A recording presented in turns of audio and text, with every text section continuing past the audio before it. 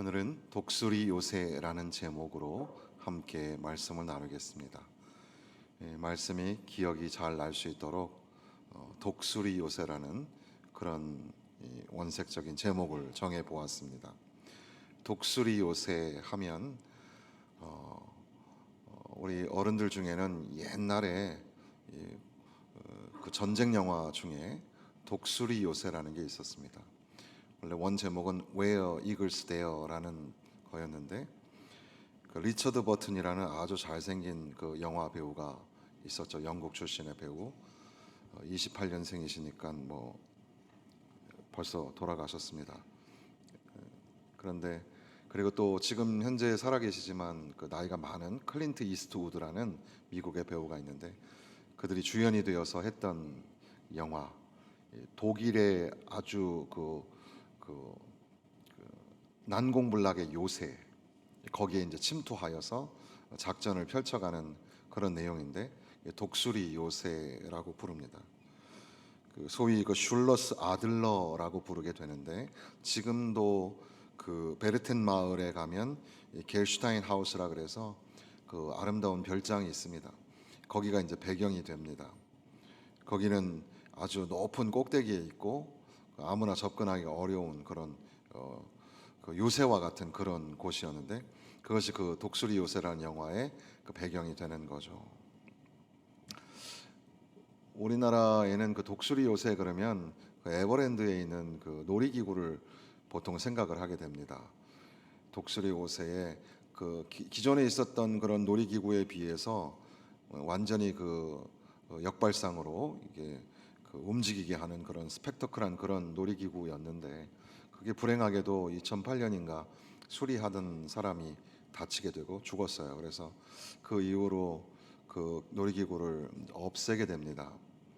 다시 새롭게 만들려고 하다가 그게 무산돼서 없어지고 거기다가 그게 굉장히 큰 평수를 차지하죠. 가보신 분 기억이 날 텐데 그래서 리조트를 지으려고 하다가 그것도 제대로 되지 못해가지고 현재는 하늘정원길인가 그렇게 이름을 해서 에버랜드에 자리를 차지하고 있습니다. 거기도 마찬가지로 이 독수리가 날아가는 것 같이 그런 기분이 들게끔 하는 그런 놀이기구였던 걸로 기억을 하게 됩니다. 예레미야 49장 특별히 7절부터 22절 사이에는 에돔에 관한 이야기가 나오는데 이스라엘 주변 나라들이 받을 심판을 쭉 기록하는 중에 에돔의 심판을 기록하고 있습니다. 그 중에 지금 읽은 말씀처럼 네가 독수리같이 보금자리를 높은 데에 지었을지라도 그래도 하나님이 끌어내리시겠다는 겁니다. 그래서 문득 내 안에 우리 안에 감추어진 독수리 요새는 없을까 이런 생각을 하게 되는 거죠. 46장에서 50장까지의 긴 장에 걸쳐서 열국을 심판하시는 하나님이라는 주제가 이제 예레미야의 후반부를 장식하게 되는데 대충 한 10개 정도의 그런 주변 나라가 나오죠. 애굽, 남방에 있는 애굽이나 서쪽에 있는 블레셋이나 유다의 동남쪽에 해당되는 모압이나 요르단 동쪽에 있었던 암몬이나 그리고 지금 이 사해 남쪽 세일산이 있는 그런 산악지대에 있는 에돔 그리고 헐몬산 서쪽에 있는 다메섹 아라비아 광야에 있었던 게달이나 하솔 그 다음에 바벨론 동쪽의 엘림이나 또 북방의 재앙이라고 불렀던 바벨론에 이르기까지 그런 한 10개 정도에 되는 이 주변의 나라들 그 열국을 하나님이 심판하신다. 하나님의 심판의 이유는 하나님의 백성이 이스라엘을 대적한 것이고 또 다른 신을 섬기고 있기 때문이고 그들이 교만하고 자고하고 오만하기 때문에 그들을 하나님이 심판하시겠다. 그런 중에 그렇게 열국을 심판하시면서 이스라엘 백성들을 향하여서는 긍휼을 베푸시겠다. 그런 내용이 됩니다. 에돔에 대한 그 멸망에 대한 말씀도 그 안에 담겨져 있는 거죠. 하나님의 백성을 괴롭히는 이방 나라는 반드시 심판을 받을 것이고 하나님의 백성 이스라엘 백성은 구원하실 것이다. 그게 아마 가장 이 반듯한 이 본문의 주제가 될 겁니다. 그런데 문득 조금 역발상적으로 생각해서 에돔의 모습이 이스라엘이 아니라 에돔의 모습이 오늘 나의 모습이 아닐까 그렇게 생각해 보는 겁니다. 에돔은 에서의 후손입니다. 야곱과 에서, 그러니까 이삭의 아들이죠. 야곱과 에서. 그런데 태어나면서부터 그들은 서로 이렇게 다투게 되는 형제의 다툼, 그런 걸 상징할 때 이 야곱과 에서를 우리가 들어서 설명하기도 하는데, 훗날 이 에돔 족속은 모세와 이스라엘 백성들이 출애굽을 하여서 가나안을 지나갈 때 자기 지역을 통과하지 못하도록 민수기 20장에 보면 그렇게 방해를 합니다. 그리고 사사기 11장에 보면 이스라엘을 심심치 않게 침범하고 정복하려고 했던 나라가 에돔이었습니다. 사무엘하 8장에 보면 다윗이 에돔 사람 8만 8천 명과 싸워서 이겼다, 이런 기록이 있는데 8만 8천 명이나 되는 군대를 보내서 이스라엘과 싸움을 걸었던 그런 민족입니다. 솔로몬 시대에도 어떻게든지 다시 이스라엘에게 복수하려고 했던 그런 기록이 나오고, 바벨론에 의해서 남유다가 함락될 때 시편 137편에 보면 에돔이 옆에서 기뻐했다는 기록이 있습니다. 이스라엘 백성, 하나님의 백성들 가는 길을 막고 그들을 침략하고 정복하려고 들었을 뿐 아니라 그들이 어려움을 당할 때 기뻐하고 좋아라 하는 그런 에돔의 모습, 그게 오늘 나의 모습이 아닐까, 우리의 모습이 아닐까. 형제와 이웃을 용납하지 않고 적대시하면서 살아가는 삶, 그것이 에돔의 모습이었는데 그게 또한 저와 여러분의 모습이 아닐까 돌아보면서, 여기 지금 49장에는 조금 더 구체적으로 7절에 보면 에돔에 대한 말씀이라 만군의 여호와께서 이와 같이 말씀하시되 대만에 다시는 지혜가 없게 되었느냐, 명철한 자에게는 이 책략이 끊어졌느냐, 그들의 지혜가 없어졌느냐. 이 지혜와 명철과 책략, 이런 단어들이 나옵니다. 에돔 그러면 에돔의 지혜, 이것을 생각하게 됩니다. 그러니까 지혜로운 족속이었다, 머리가 아주 뛰어난 그런 족속이었다, 그런 의미죠. 명철과 지혜, 이 똑똑하고 지혜로운 자들이 오히려 그 지혜와 명철 때문에 멸망을 당하게 된다는 겁니다. 그러니까 하나님을 아는 지식이 가장 귀하고 존귀한데, 하나님을 아는 지식이 아니라 세상을 다 안다고 하고 인간도 다 안다고 하고 세상의 이치를 다 안다고 하고 다 안다는 거예요. 똑똑한 거예요. 그런데 하나님께서는 그 똑똑함, 그 지혜로움을 심판하시겠다는 겁니다. 우리 안에도 그런 것들이 많이 있죠. 우리가 좀 공부했다고, 조금 알고 있다고, 그리고 또 우리가 경험해 봤다고, 다 안다고 자기의 상식, 자기의 지식을 가지고, 그 지혜를 가지고 자랑을 하는 겁니다. 그러니까 가끔은 목사님의 설교, 보통은 우리가 하나님의 은혜의 말씀으로 듣고 믿음의 그런 어떤 지표로 삼으려고 말씀을 듣지만, 그렇지만 때로는 목사님이 뭘 몰라서 하는 소리죠. 세상은 그런 게 아닙니다. 세상이 얼마나 복잡하고 치열한데요. 목사님 아무리 얘기하셔도 나는 내 길을 갑니다. 내가 경험해 보니까, 내가 알기로는, 내 의견에는 이런 거 많이 있지 않습니까? 우리가 가지고 있는 지혜, 그 똑똑함, 그 총명함, 그것이 오히려 지금 이 걸림돌이 되어 있는 에돔의 모습을 보게 되는 겁니다. 우리가 읽은 16절 말씀에 보면 내 마음의 교만이 너를 속였도다, 이런 말씀이 있습니다. 결국 에돔이 가지고 있는 것은 교만이었습니다. 교만함이 자기의 지혜와 명철을 의지하게 하죠. 자기가 똑똑하다고 교만해진 겁니다. 그리고 또한 스스로 두려운 자인 줄 여겼다. 자기가 대단한 사람이라고 자만하고 있습니다. 내가 이 정도는, 내가 이런 사람인데 하면서 스스로 자만해 있는 그런 모습. 그리고 그런 와중에 이제 네가 독수리같이 보금자리를 높은 데에 지었을지라도, 그러니까 자기들의 보금자리를 아주 그 산악지대의 높은 곳에 지어놔서 적군들이 쳐들어올 수가 없는 거예요. 난공불락의 요새를 만든 겁니다. 그러니 얼마나 의기양양하고 교만하겠어요? 아무도 우리를 침범할 수 없어. 높은 곳에 집을 지었으니 맹수도 또 뱀도 그렇게 독수리의 보금자리를 침범하지 못하는 것처럼 이 바위 높은 곳, 그 높은 곳에 우리가 지었다.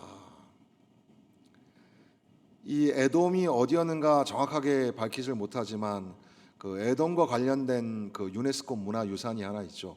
그게 페트라라는 곳인데 거기는 막 산악의 사막을 막 골목을 막 가다 보면 여러분도 텔레비 영상을 통해서 보신 적이 있을 텐데 거기 보면 큰 벽에 막 성이 막 이렇게 지어져 있는 것을 볼 수가 있습니다. 바로 그게 페트라인데 인디아나 존스라는 영화의 배경으로도 나오기도 하는 곳입니다. 바로 거기가 이제 독수리 요새에 해당이 되죠. 안전하게 잘 지어놨으니 어떤 사람도 침범할 수 없고 내가 이 정도다. 그러니까 그들이 가지고 있는 교만의 결정체가 독수리 보금자리, 독수리 요새였다는 사실입니다. 오늘 우리는 과연 안전하게 살고 있는가? 한번 생각해 보십시오. 안전한가?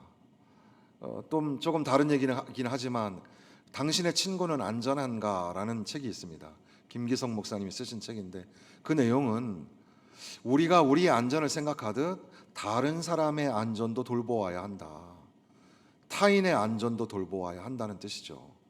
우리는 그렇게 타인을 향한 그런 환대와 또 관심이 필요하죠. 옆에서 사람이 쓰러지고 넘어지면 빨리 일으켜 세워야 합니다. 어디가 아픈지 빨리 봐야 합니다. 바로 그게 골든타임이죠. 그때 살려내야지 살 수 있는 겁니다.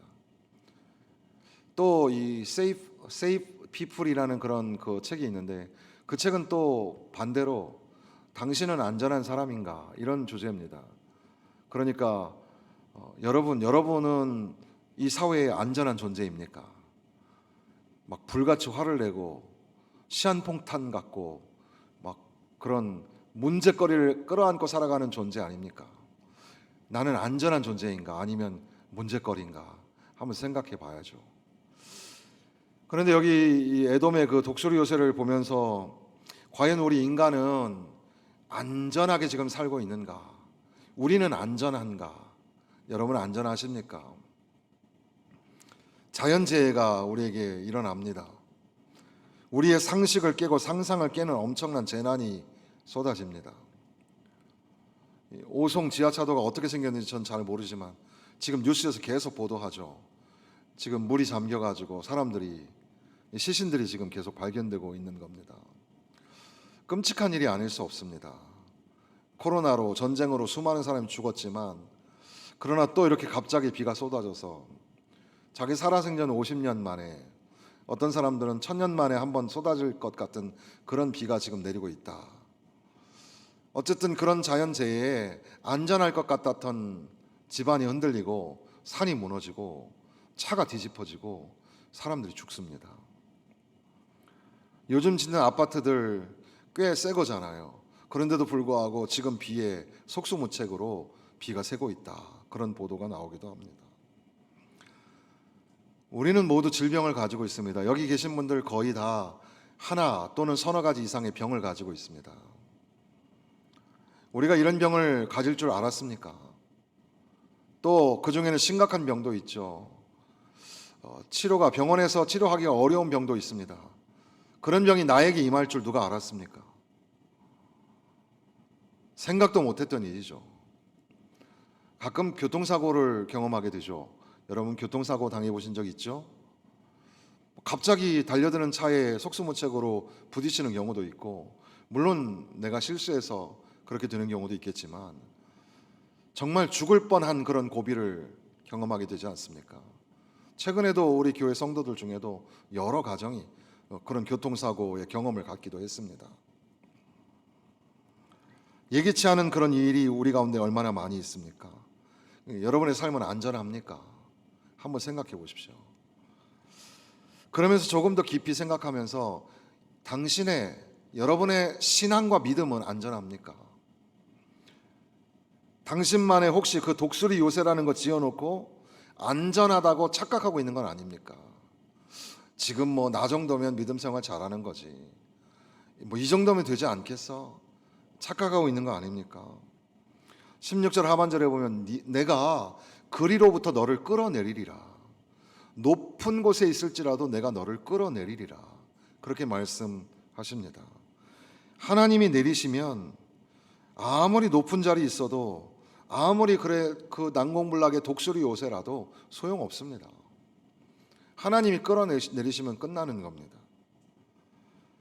19절에 보면 견고한 처소라고 그랬는데 견고한 처소도 하나님이 치시면 끝나는 겁니다. 우리 딴에는 견고한 것 같고 안전한 것 같죠. 그러나 별거 아닙니다. 재미있는 표현이 22절에 있습니다. 22절 말씀 같이 읽겠습니다. 보라, 원수가 독수리같이 날아와서 그의 날개를 보스라 위에 펴는 그날에 에돔 용사의 마음이 진통하는 여인같이 되리라 하시니라. 지금 에돔 사람들이 독수리같이 보금자리를 지었잖아요. 그런데 이 워드플레이이죠. 원수가 무엇처럼? 독수리처럼 날아든다는 겁니다. 독수리처럼 높은 곳에다 지어놨더니 안전할 줄 알았는데 원수가 어떻게? 독수리같이 날아드는 거예요. 독수리같이 날아들어서 그 날개를 푸덕거리니까 그 밑에 에돔 족속이 마치 산통하는 여인의 마음 같았더라. 그렇게 될 것이라고 경고하는 겁니다. 독수리같이 보금자리를 높은 데 지었을지라도 원수가 오히려 독수리같이 날아들어서 괴롭게 하는 장면을 기록하고 있는 거죠. 여러분, 그 마지노선이라는 말 아시죠? 마지노선이라는 말이 원래는 사람 이름입니다. 프랑스의 그 앙드레 마지노라는 그런 육군 장군의 이름입니다. 그 사람이 이제 만든 그 방어벽이 마지노선입니다. 마지노선. 1차 대전 때부터 이미 그 경험을 살려가지고 10년간이나 이 벽을 쌓는데 전차가 침입하지 못하도록, 독일의 전차가 침입하지 못하도록 이중으로 철골벽을 세우고 보병들이 들어오지 못하도록 철전망을 길게 세우고 직경 6m 정도의 콘크리트 벽을 설치했습니다. 발전실, 탄약고, 작전실, 통신성 등 이런 것들을 지하 깊숙이 설치해서 과연 당시에 최고의 난공불락의 요새였습니다. 어떤 적군도 쳐들어오지 못할 만한 그런 아주 기다란 장벽이었죠. 그런데 2차 대전이 일어나서 독일이 이제 프랑스를 공격할 때 독일이 벨기에와 함께 이 마지노선으로 들어오는 게 아니라 룩셈부르크 쪽으로 우회해가지고 들어옵니다. 그래가지고 순식간에 프랑스를 점령하게 되는데, 그러니까 이 마지노선을 만드는데 10년이 걸렸는데 마지노선을 한 번도 써보지도 못하고 프랑스는 독일에게 패배하고 마는 거죠. 인간이 만든 독수리 요새, 우리가 만들어낸 마지노선, 하나님만이 우리에게 피난처가 되고 산성이 되시는데 하나님 의지하지 아니하고 우리 인간의 의지로, 인간의 노력으로 세운 그 요새와 산성이 별거 아니라는 사실을 우리는 절대 잊지 말아야 합니다. 애굽의 그 독수리 요새, 그 교만, 하나님을 그것을 끌어내리신다고 하시죠. 하나님이 싫어하시는 것이 교만입니다. 그래서 성경은 하나님은 교만한 자를 대적하시고 겸손한 자에게 은혜를 베푸신다고 말씀하시는 겁니다. 생각해 보면 우리들은 그래도 꽤 겸손하게 사는 거 아닌가요? 서로 인사할 때도 아이고 안녕하세요, 잘 지내셨어요, 네, 이렇게 하며 살잖아요. 회사에서도 또 여러분의 삶의 자리에서 그렇게 살잖아요. 그런데 혹시 겸손한 척은 하는데 우리 안에 감추어진 은근한 고집과 교만이 우리 안에 자리 잡고 있는 것은 아닐까요? 그래서 지금 읽은 16절에 보면 너희의 마음의 교만이 너를 속였도다. 너희 마음속의 교만이 너를 속인다. 그러니까 우리 안에 은밀한 은근한 그런 교만이 숨어 있는 거 아닐까요? 그래서 겉으로는 네 그러지만 속으로는 아니야, 나는 내 마음대로 살 거야. 감추어진 그런 교만이 우리 가운데 있는 건 아닙니까? 절대로 빼앗기지 않을 난공불락의 요새 같은 그런 독수리 요새를 감추고 있는 거 아닙니까? 예수님의 삶을 한 문장으로 설명하기는 어렵지만 그래도 우리가 예수님을 묵상하면 예수님은 겸손하신 분이었습니다.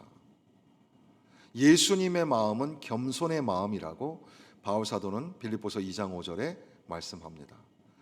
너희가 예수의 마음, 주님의 마음을 본받으라. 이는 겸손한 마음이니. 예수님께서는 친히 제자들을 향하여서도 내게 와서 겸손을 배우라, 그렇게 말씀하셨습니다. 예수님이 가신 길, 예수님의 십자가는 곧 겸손이라고 할 수 있습니다.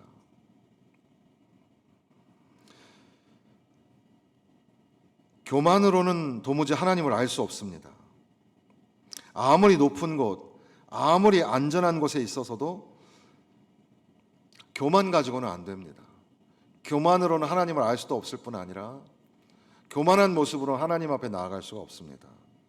겸손한 마음으로 주님 앞에 나아가야 합니다. 다시 이스라엘의 형편으로 돌아와 보면 이스라엘 사람들이 생각할 때는 지금 이 교만한 그 에돔의 멸망의 소식을 들으니까 굿뉴스죠. 잘 됐다. 오늘 우리도 그렇게 생각합니다. 세상이 너무 교만하죠. 그래서 교회와 기독교 성도를 막 비판합니다. 그렇게 우리를 대적하지만 주님의 날에 분명히 저 교만한 저들을 하나님이 물리쳐 주실 줄로 믿으면서 희망적인 그런 미소를 짓지 않습니까? 그런데 한편 교만한 에돔을 심판하셨던 주님께서는 교만한 이스라엘도 멸망시키십니다. 이스라엘도 예외가 아니었죠. 결국 북이스라엘은 아수르에, 남유다는 바벨론에 의해서 국가가 없어지게 됩니다. 교만한 에돔, 교만한 이스라엘, 교만한 세상뿐 아니라 저와 여러분도 교만하면 하나님이 꺾으시고 끌어내리신다는 사실을 잊지 마시기 바랍니다. 회개하고 빨리 돌아와야 합니다. 빨리 돌아오셔야 합니다. 하나님의 얼굴을 구하는 자리까지 내려오셔야 합니다. 겸손히 낮아지십시오. 예수 그리스도의 십자가 앞에 엎드러질 때까지 낮아지십시오. 아버지의 집에 돌아가면 아버지 집에 종이 되어도 좋다고 하였던 탕자처럼 뉘우치고 용기 내어서 돌아가십시오. 돌아가면 삽니다. 주님 앞에 낮아지면 삽니다. 그런데 그 교만을 꺾어내지 못하고 아무도 침범할 수 없을 것 같은 그런 독수리 요새에 숨어 있어도 하나님이 끌어내리시는 그날에 우리는 아무것도 손에 쥐지 못하게 됩니다.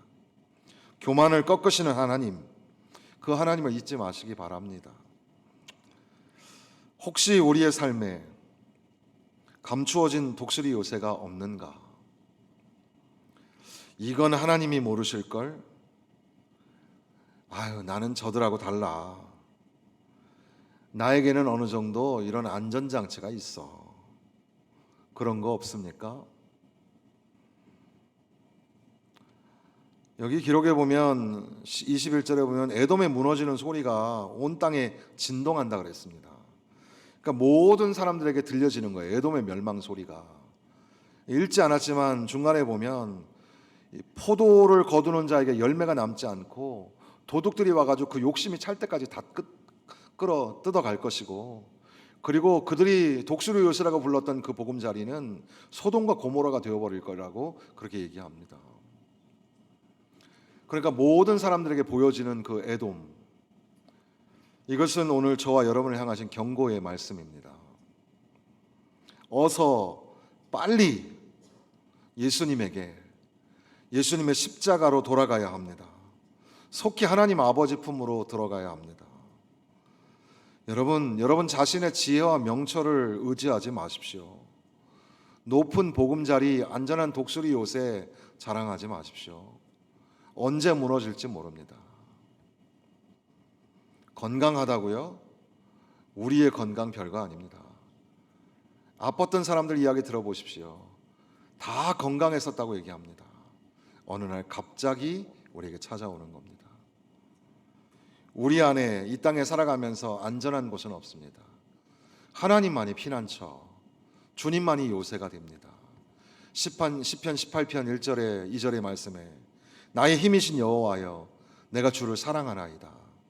여호와는 나의 반석이요 나의 요새요 나를 건지시는 이시요 나의 하나님이시요 내가 그 안에 피할 나의 바위시요 나의 방패시요 나의 구원의 뿌리시요 나의 산성이로다.